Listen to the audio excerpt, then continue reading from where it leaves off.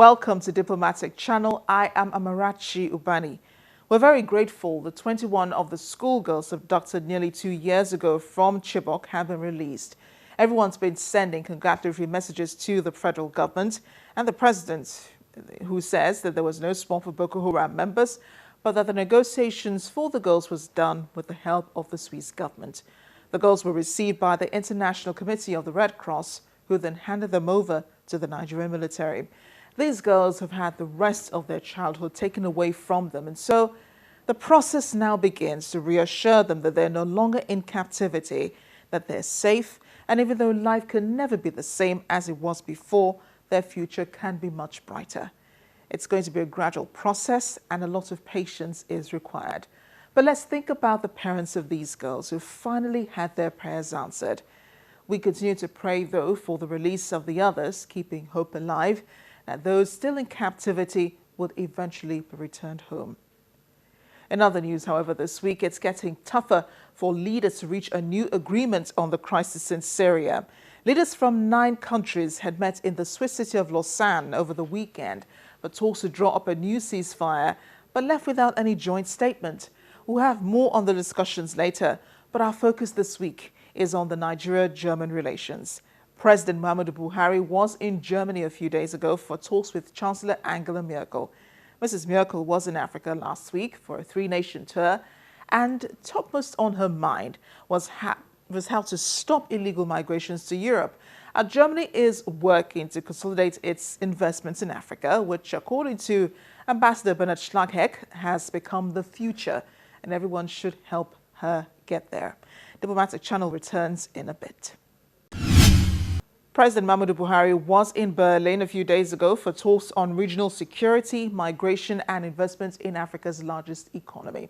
At a German-Nigeria business forum, the president called on German businessmen to explore different sectors of the Nigerian economy which have not been opened up. He said a new bank, the Development Bank of Nigeria, would soon begin operations to strengthen the government's economic diversification program.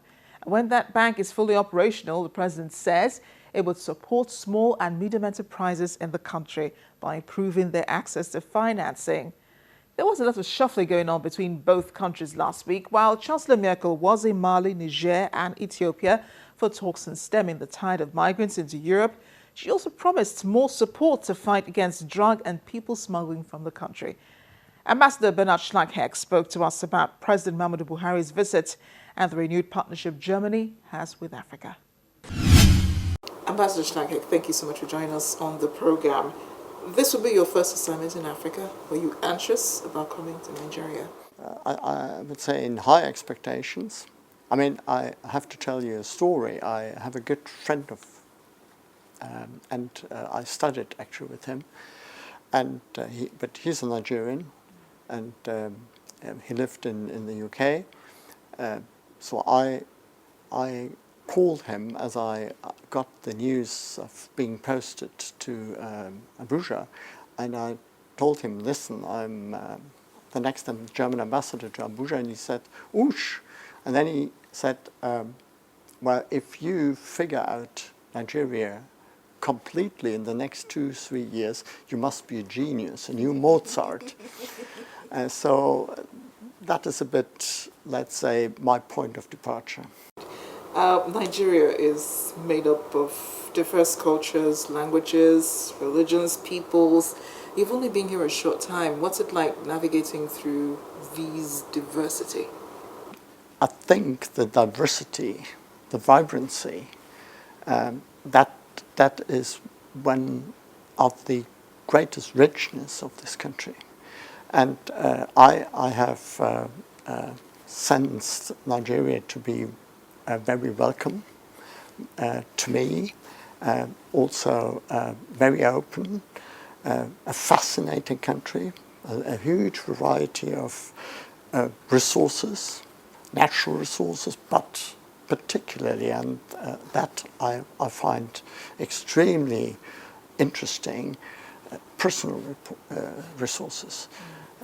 Human capacity. There's so many interesting people here, and that is what makes me really looking forward to the next months and years to come. Well, I believe the feeling is mutual because President Muhammadu Buhari is in your country True. at the moment on the invitation of the Chancellor, Angela Merkel. What's on the agenda for this visit? Well, I would say the huge range of bilateral issues we do have. I mean, we have, I think, a very steadfast, very proven bilateral relation. I mean, it stems from the 60s. It's tested over the times. A broad variety of issues. I mean, that will be security, certainly. It will be the economy, but it would also be issues like human rights and, of course, various degrees of scientific and development cooperation. So I think there is a lot on their plate today in Berlin. You have been the biggest recipients of migrants in Europe. And I know that this has put some pressure on your government, and you've also received some backlash for that. But you're also giving, to the rehabilitation of IDPs in Nigeria. Very commendable work you're doing. But is all of this solely driven by a humanitarian response to these needs? Well, yes. I mean, migration and the problems stemming from migration movements are very much on our mind. I think, yes, Germany has received roughly 1 million refugees over the course of last year. And all in all, I have to say, these refugees have been welcomed decently. So, of course, there's some domestic discussion on how to handle the issue of migration, and certainly we are interested to work with our partners around the Mediterranean, but also, of course, in sub-Saharan Africa, so as to make conditions as appropriate to stem the flow of illegal migration, because this is a very, very dangerous path. Migrants are going to take when passing and crossing the Sahara, when crossing the Mediterranean. So we are here also, and we are working with the Nigerian government and other governments to make conditions as conducive as possible to make people stay in their countries.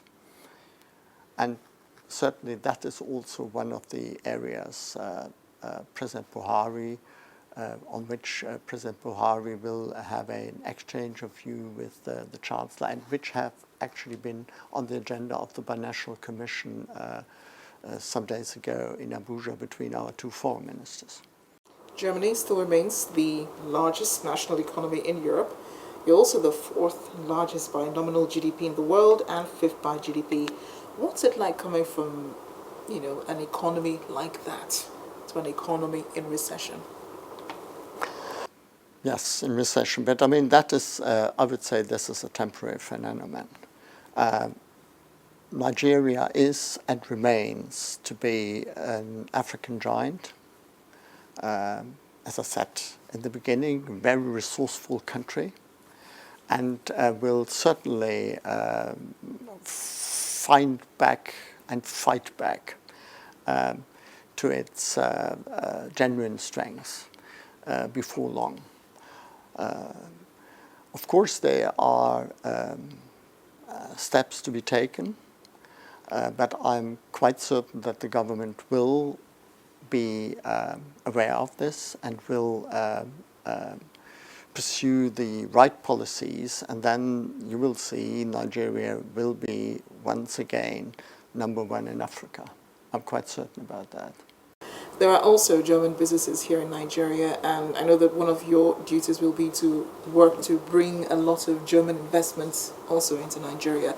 What are indicators that give you confidence to invite them over? Before I came I had a number of discussions with German industry about, investment option possibilities and so on in West Africa, or in particular in Nigeria. And I did not understand them saying, no, there's no potential, we are not interested. Not at all. They are very much interested.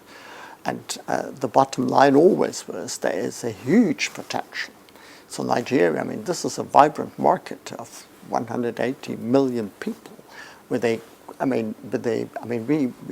this morning I participated in a sort of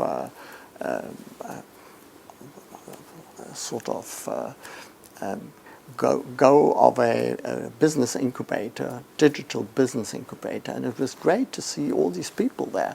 So I mean, there is no denying that there is big and great potential here. But actually is a bit lacking is I would say, are the conditions to actually invest in this country. And here there's some homework to do for the government, but the government is aware of that. And I hope very much that the remaining difficulties will be overcome quite soon. One of those investments is the project that you recently launched, which is the solar power plant project at the University of Ibadan. Tell us about that. I took part in that groundbreaking ceremony, which I found very impressive because a number of local but also national players were there.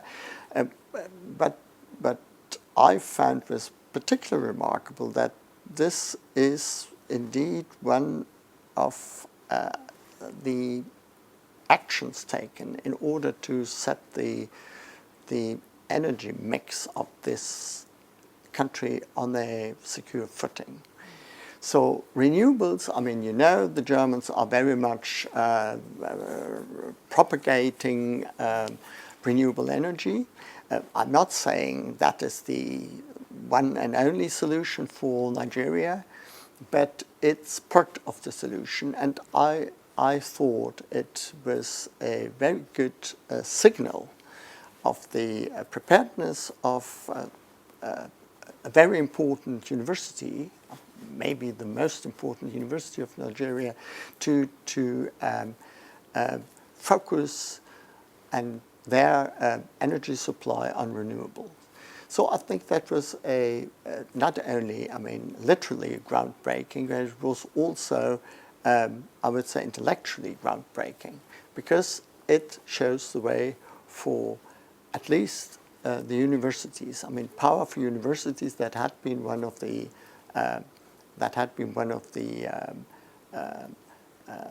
programs of the government, and I think the groundbreaking in Nigeria testifies to the fact that the government is making progress here. Finally, the German Foreign Minister Frank-Walter Steinmeier was in Nigeria a few days ago. The German Chancellor Angela Merkel was in Africa. She was in Mali. She was in Ethiopia, a three-nation tour. And then President Buhari is in Germany at the moment. Why the focus on Africa?